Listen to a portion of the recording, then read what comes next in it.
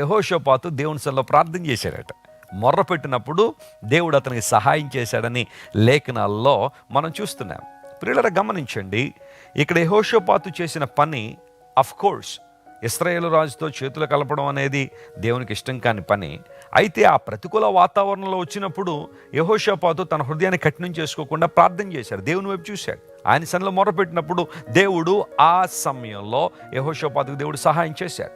కొన్నిసార్లు రక్షణ పొందిన వారం అని చెప్పుకుంటున్నా, బైబిల్ చదువుతున్న వారం అని చెప్పుకుంటున్నా, ప్రార్థనాపరులు అని చెప్పుకుంటున్నా, లోక ప్రభావాన్ని బట్టి కొన్నిసార్లు ఆ వ్యర్థమైన వారితో సాంగత్యం చేయడం లేదా దేవుని చిత్తం కాని పనుల్లో ఇన్వాల్వ్ అయిపోవడం జరుగుతున్నప్పుడు అపవాది మనల్ని అటాక్ చేస్తున్నాడు, అపవాది మన మీద దాడి చేస్తున్నాడు.